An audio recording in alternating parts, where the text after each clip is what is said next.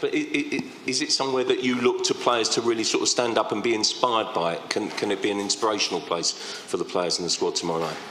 Yeah, I think so. It's an arena. I was just speaking actually about I only played it once in my career, England-Spain, and we lost 2-0, and I don't think I got a kick. Xavi and Iniesta were in their heyday, but I absolutely remember the size of the stadium. So for our players, some young players that we know in the squad, but also we have some players that have achieved a lot. Champions League winners, World Cup winners, and these things. So I don't think it's something completely new to them. But of course, this is a stadium that, and a quarter-final is an occasion, and that we have to play the occasion because levels go up at this point in the competition. But we have to come in with a belief that we can perform under that pressure. Okay, we'll go to Matt Dunn. Frank, the players have got to do that, and you're old in the tooth, 44-year-old now, but do you still dream when you come to places like this? Oh yeah, this is amazing. I've been fortunate enough to manage in the Champions League in 2 seasons, and as a player it was always the special competition, and so to be here as a manager when, particularly when a week ago today even I didn't know I'd be here, is a huge honour for me, of course, and was a big part of my thought process of taking on the challenge here. This is an amazing challenge for me personally, as well as obviously for us as a team and a club. So yeah, I'm very looking forward to the occasion myself. There's some obvious parallels with Roberto Di Matteo and what happened 10 years ago. What can you draw from that? What's your memories of that? And have you spoken to him at all? No, I haven't spoken to Robbie.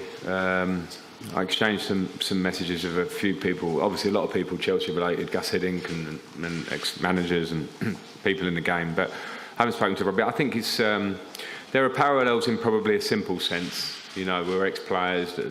But I think the year Robbie was here, he was an assistant, but had a big awareness of the squad and then got the job earlier in the year than I did.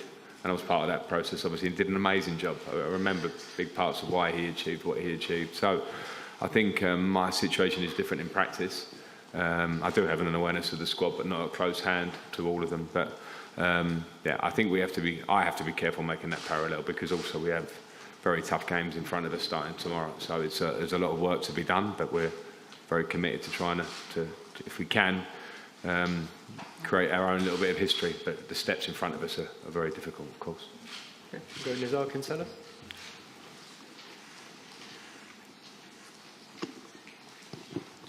Hi Frank, this squad seems to perform better in the Champions League than the Premier League. Is there something about this competition or this group of players even that sort of plays better in Europe than they do in the league?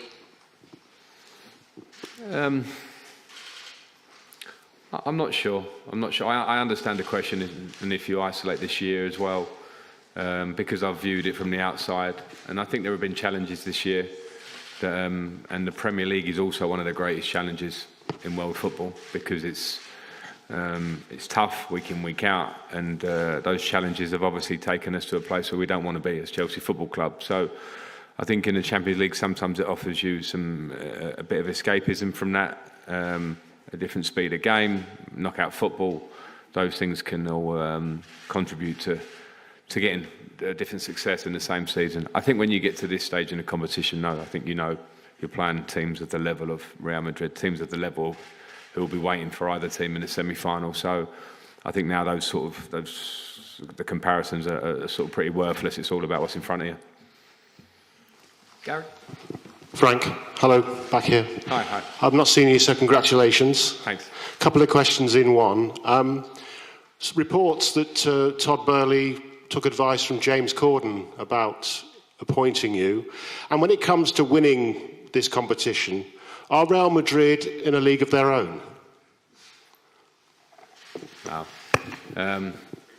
Yeah, I saw the headline of James Corden, and I'm absolutely not aware whether it's true or not, but it's obviously a great headline to put together with casually from the outside. So I think when I look at the success of Todd Boehly, the owners of Chelsea Football Club, I think you have to respect that success, and respect the idea that they will probably make decisions based more than a conversation with one person.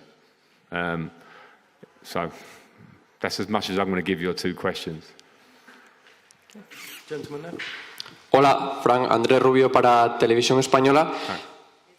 In Spanish? Sí, ya. Después de lo que se vivió aquí el año pasado, la remontada del Real Madrid, ¿qué le dice mañana el entrenador del Chelsea a sus jugadores antes de saltar al césped del Bernabéu? Gracias.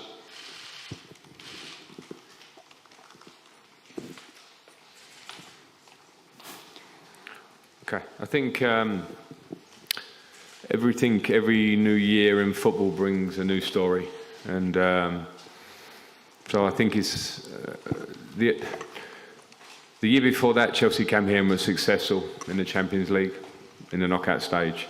Last year, Real Madrid produced I wouldn't say a comeback, but it was an incredible game that changed in the last moments of when Chelsea looked to be strong and then Real Madrid. One thing I will say, having watched Real Madrid and having a relationship with Carlo Ancelotti, who's been incredible in his time here, that the players have to understand is that this is a special arena and a special football club, and anything can happen, and some things you can't control. So we have to control what we can control with what we have now, understand the quality of the player in the Real Madrid team, lots of quality throughout that team. But my focus will not be on last year, it will be on what we can do now as a team. Gentleman at the front. Hello, I'm Marcelo Doval from Dosis Futbolera. Hi. What kind of game do you have to play tomorrow in order to get alive to the second game in England? I think we have to understand the strengths of the Real Madrid team, which means in terms of their qualities in possession and their individual talent, we have to be very, very disciplined with our game off the ball against Real Madrid. Understand the threats. There's some very clear threats individually in their team, ways that Real Madrid like to score and regularly score, and how they want to control the game. So we have to be defensively good against that. But I think we also have to show our own strengths in our game, and the players will be aware of how we want to approach the game. We have to have belief. We have to follow the idea, because in a high-level game, the biggest thing can sometimes be the mentality of following through with what the idea is under pressure.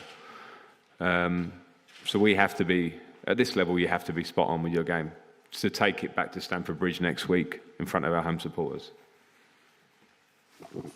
Hi, Frank. Sorry, I was going to say, it's very unusual for a coach to come in and the first big European game is a quarter-final, the Champions League. But in a strange way, does it feel different for you? Because you got Chelsea into the knockout stages last time, but it was sort of taken away from you. So it must feel like you've almost earned the right to be here anyway. I don't link them.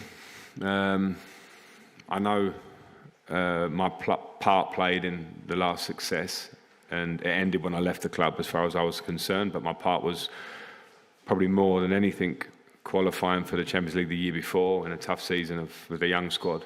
And that was, we went through the group stage, but very clearly my time ended, and full credit to Thomas and the team from then on. So I don't link them. I'm just very proud to come back, and manage the team at this time to try and help, because we also have the league games till the end of the season to try and work with the younger players, develop a little bit, but also importantly try and get results. So I'm just very happy, but I don't link it to the past. But I can take. I know I've managed in this competition before. I know I've managed against big teams in this competition before, so I'm not daunted at all by the fact. In fact, I'm more excited than anything that I get the opportunity. Tom? Frank, you mentioned about the aura of playing in the Bernabeu, and also earlier about the fact there are some young players in your team and squad, but also players who have made a load of achievements. But do you have the leaders in the squad as well? Because it is a young team, isn't it? So do you have the leaders to deal with that environment, and get the team through it? Well, I think you can only become a leader in action. It's no point in being called a leader until you show why and how you do it on the pitch. And I understand your question and the point that we have a lot of players who have a lot of titles, so we can't call ourselves, completely young, because if I go through the squad, I can see a lot. But also in terms of natural leaders, I think modern leaders have changed in the game, in the dressing room.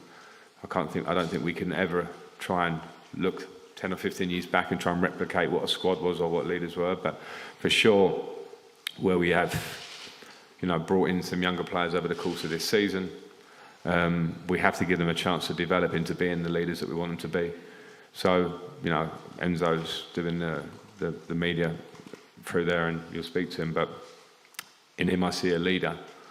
But he's 21, 22 years of age. I think it's very difficult for us to sort of really equate him to being that. So he'll have to find his way. Games like tomorrow are a great chance to perform and show that personality that makes you a proper leader. Hi, Frank. Just on the team news, are Thiago, Mason and N'Golo ready to be involved tomorrow? And then also, in terms of the belief and character that you need to show, this team's character has been questioned at times this season when there have been setbacks. It seems they haven't responded that well. How do you feel that you can affect that? Well, they're all fit. The ones you mentioned are all in the squad. The three players you mentioned are good, and they're here. In terms of character, I think it's usual. It's normal in a season where a club like us falls below what the levels we want. That character gets questioned. It's one of the first things probably to get questioned at times in defeat, more often than not. And the only thing the players can do is prove it on pitch, where people can view it and where they can see it. There's a lot of work that I and we do behind the scenes on the training pitch, around the dressing room, talking with the players. And you can only, my job is to convey to them the need to train at a level, to have a mentality at a certain level, individually and as a group. And then the rest I have to show it. It's no good, you can talk as much as you want, but the players have to show that sort of stuff on the pitch. So I'm absolutely not questioning the fact that I have a lot of character in that group, because I've seen the dressing room and I understand football, and there is character. Nobody wants to not win a football match, for instance. But sometimes players can take a hit on confidence, and something that can be a lack of confidence can look like a lack of character, things like that. So that's my job to quite quickly, because I've only been here a short time, to find those areas, find out which players need help, or the group, how it needs help, try and give it the help it needs, and then it's up to them. James. Hi, Frank. Just one about N'Golo. He's been one of the world's best midfielders for so many years, but there's never a guarantee a 32-year-old coming off a long injury layoff can get back to that level. Do you think he can get there, and just how important will he be for you tomorrow? I think N'Golo's a special player. And I understand what you mean when you talk about consistency, and the problem, the difficulties N'Golo's had recently are injuries. But in terms of coming back and playing at a really high level, I've witnessed him do it. He did it in the Super Cup final for me against Liverpool a few years ago. He had to pass a fitness test, hadn't trained for a long time, and he was best player on the pitch for 120 minutes, pretty much. So I think he has the capacity to do that because he's a special player. So hopefully he can do that for us, because he's that high level of player. And when we miss him as a club, we miss him because of how good he is. So it's a positive for this, that he's back for sure. Okay, we'll do two more. Gentleman in the middle, and then finish with Simon Johnson. Aquí, Frank.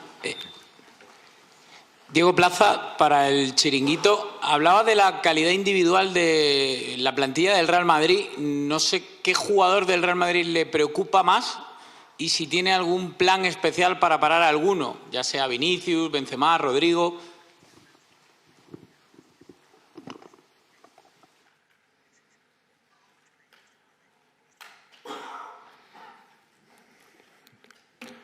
Well, that's a difficult question to ask me to name one player, because once I start naming 1, 2, 3, you will ask about why not 4, 5, because it's a team of a lot of good individuals.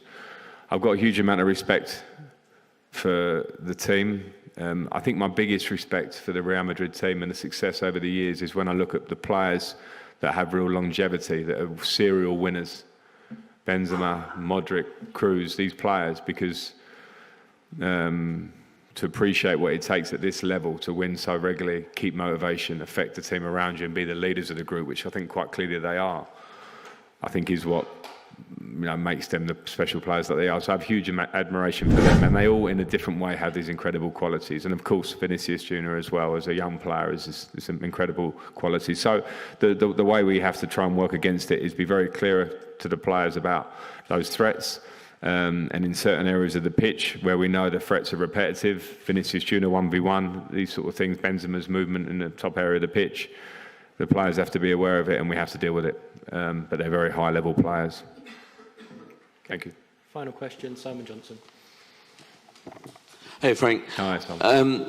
Just sort of wondering, can you play on the fact that Real Madrid are heavy favourites here, that they're the ones that are under more pressure, or are Chelsea the ones under pressure because this is the last chance you can win anything? And secondly, just touching on Tony Rudiger, obviously there's a player that played under you, just sort of like what you make of him as a player and how things were with you and him when you were together. Yeah, I think to the first half of the question, I think there's pressure on both teams because of the size of both clubs. And I think when you get to this stage, whatever the reason is, there'll be pressure. Are Real Madrid favourites? Yes. And I understand why, because of the difficulties of our season and those things. I don't think that's a problem. I think those things are fine. There's no better carrot in football than trying to prove people wrong or be an underdog and have a good result. I think it's one of the best things. I've been part of that, and on both sides actually. So I think that's a nice challenge for us. So I'm not worried about that. And in terms of the pressure, I'm not worried about that. Football at this level is pressure, and if you can't handle the pressure, then you're not a big club or you're not a big player or participant in it. In the point of Tony Rudiger, I think Tony Rudiger's done fantastically well. When I last saw him as Everton manager against Chelsea, I wished him well. The Madrid move was happening at that time.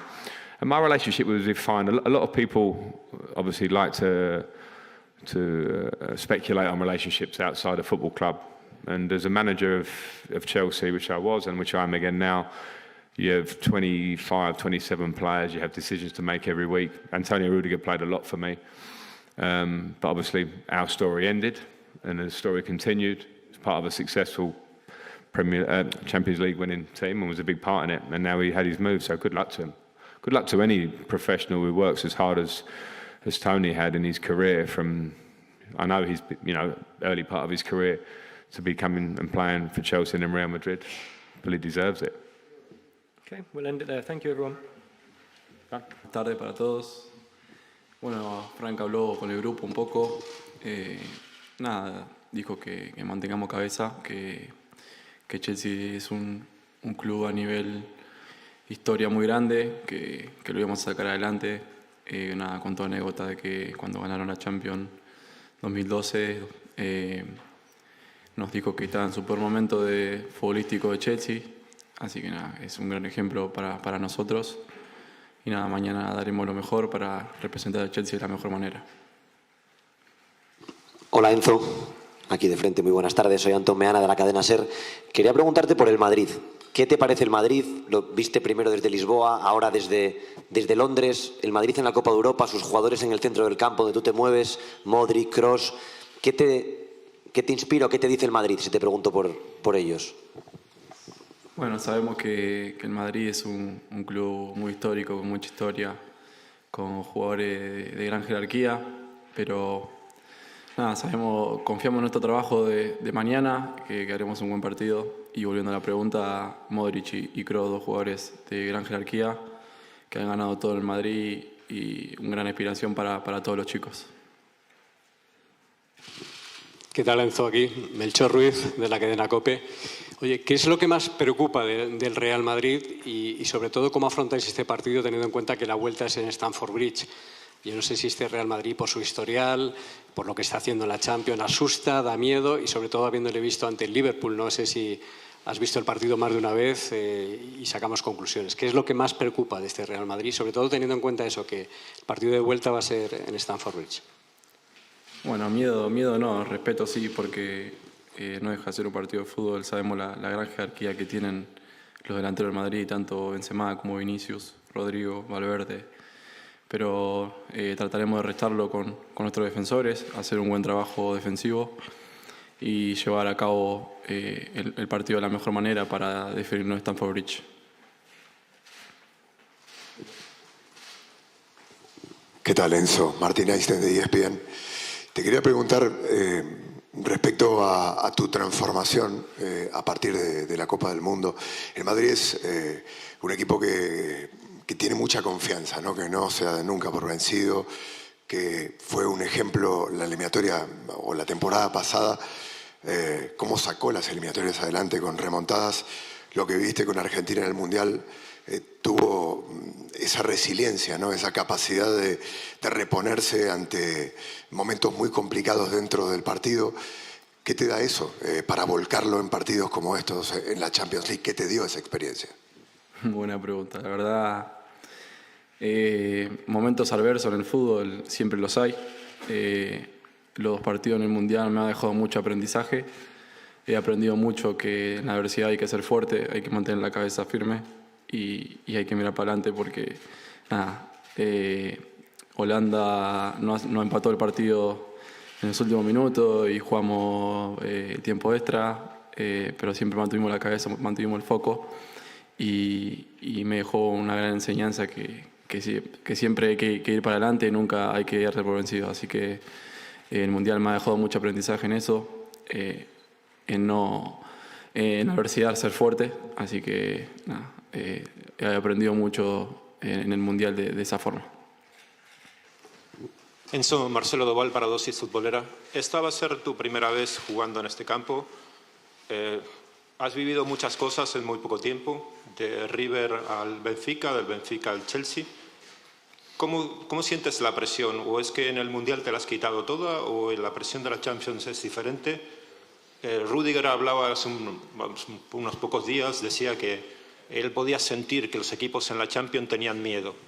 ¿El Chelsea llega aquí con miedo a no poder llevarse un resultado que le permita ir con vida al segundo partido? Bueno, trato de no tener presión en el fútbol, sino de disfrutar cada partido. Sé que la responsabilidad que generan estos partidos, porque son de fase definitivas, para mí no hay presión, siempre trato de disfrutar. Y miedo no hay que tener en el fútbol, hay que disfrutar y mañana ojalá sea un gran espectáculo. Hola Enzo, Germán Carrera para volaví.com. Primero quería preguntarte si le generó algo especial en la previa de este partido tan importante el cambio de entrenador y si a vos te sugiere particularmente algo especial también jugar en el Santiago Bernabéu por tu pasado en River. Gracias. No lo cambió nada porque el grupo se mantiene fuerte, es muy fuerte mentalmente. Trataremos de hacer lo mejor posible mañana, un gran partido. ¿Y cuál era la otra pregunta, perdón? Sí, sabemos la historia que tiene el Bernabéu, es un gran estadio, muy feliz de jugar acá, un partido muy especial y nada, me trae bonitos recuerdos.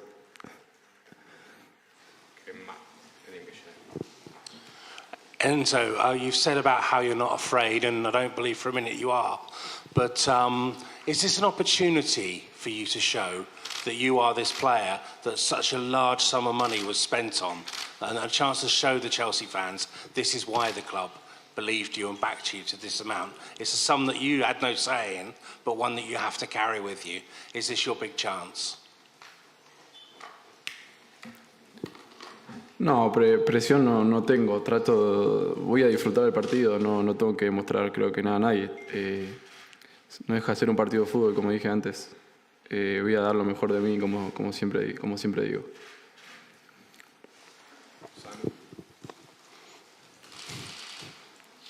Hello, Enzo. How difficult has the last week or so been for you and the rest of the players in terms of the amount of managers you've played under? There's 3 different guys that have picked the team essentially, and would you admit that isn't the ideal preparation for Real Madrid? Sí, obvio que dentro de la temporada cambiar de entrenador constantemente no es nada fácil para un grupo, pero el grupo está fuerte, está unido y sabemos lo que significa la Champions. Estamos mentalmente preparados para jugar el partido mañana.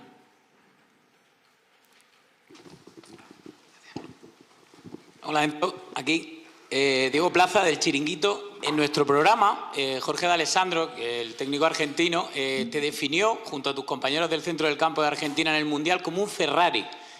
No sé qué te parece esa definición y si te sientes ya así en el Chelsea, al igual que en la selección. Bueno, agradecido a Jorge siempre que habla a mí, habla maravilla, así que agradecerle públicamente por todos los mensajes que me ha dedicado. Y todavía no siento que he llegado a mi nivel top en Chelsea. Llevo poco tiempo, es una liga diferente, como dije antes, es otra ciudad, otra vida, así que nada, tratando de adaptarme de la mejor manera, junto a mi familia, que no es nada fácil adaptarse a un país nuevo. Pero bueno, tratando de apoyar a mis compañeros en el cuerpo técnico para hacer lo mejor posible y lo más rápido posible dentro del campo.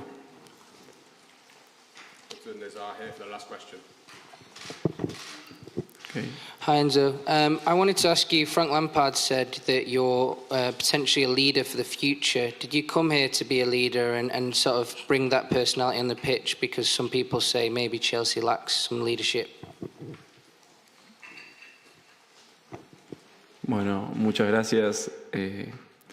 Siempre soñé con ser un líder en un vestuario, porque cuando empecé mis raíces de fútbol siempre quise ser como un ejemplo o ser un líder dentro del vestuario, ayudar a mis compañeros, estar para ellos. Y bueno, que me ya han definido así a tan temprana edad, para mí es un orgullo.